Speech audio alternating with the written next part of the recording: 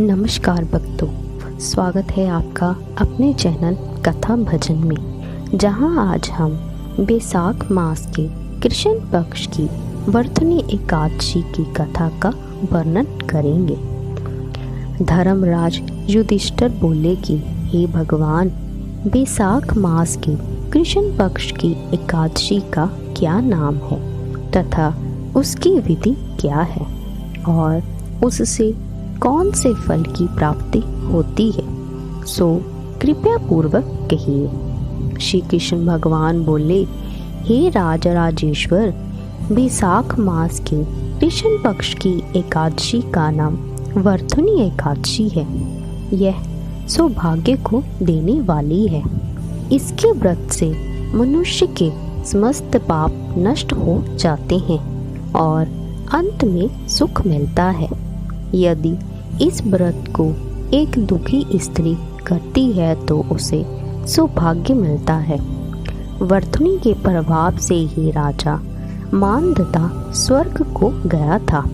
इस प्रकार धुंध कुमार आदि भी स्वर्ग को गए थे।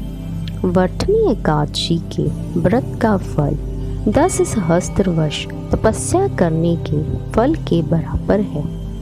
कुरुक्षेत्र में सूर्य ग्रहण के समय जो एक बार स्वर्ण दान करने से फल मिलता है, वही फल वर्तनी एकादशी के व्रत करने से मिलता है।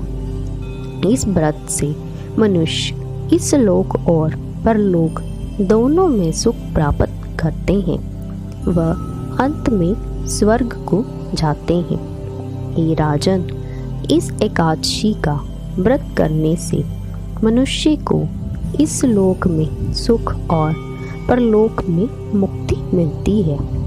शास्त्रों में कहा है कि हाथी का दान घोड़े के दान से अधिक उत्तम है और हाथी के दान से भूमि का दान उत्तम है।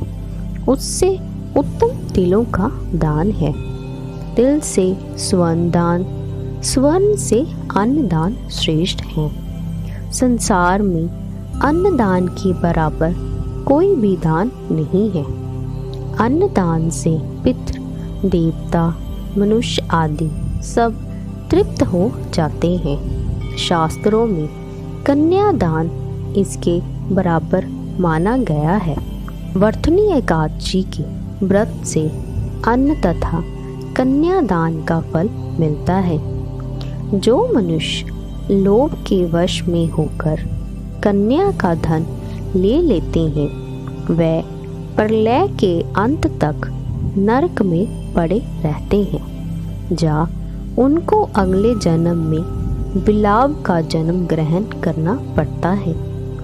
जो मनुष्य प्रेम से एवं यज्ञ सहित कन्यादान करते हैं, उनके पुण्य को चित्रगुप्त भी लिखने में असमर्थ हो जाते हैं। जो मनुष्य इस वर्तनी एकादशी का व्रत करते हैं, उनको कन्यादान का फल मिलता है।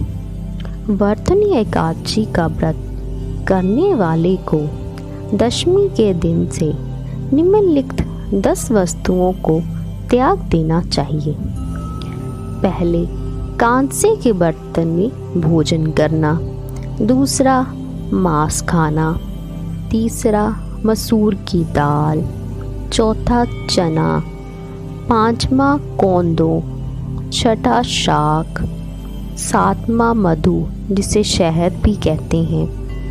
आठवां, दूसरे का अन्न। नौवां, दूसरी बार भोजन करना। 10वां, स्त्री संग या अन्य किसी के साथ मैथुन करना। उस दिन जुआ नहीं खेलना चाहिए तथा शयन नहीं करना चाहिए।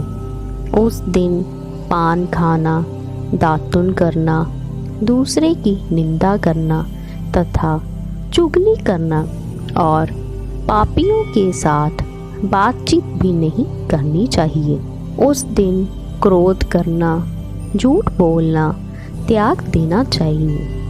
इस व्रत में नमक, तेल तथा अन्न वर्जित है। हे राजन, जो मनुष्य इस एकादशी का विधि पूर्वक व्रत करते हैं उनको स्वर्ग लोक की प्राप्ति होती है। अतः मनुष्य को पापों से डरना चाहिए और जो मनुष्य यमराज से डरते हैं उनको इस वर्तुनी एकादशी का विधि पूर्वक व्रत करना चाहिए। इस व्रत के महात्म को पढ़ने से 1 सहस्त्र गोदान का फल प्राप्त होता है। इसका फल गंगा स्नान करने के फल से भी अधिक है।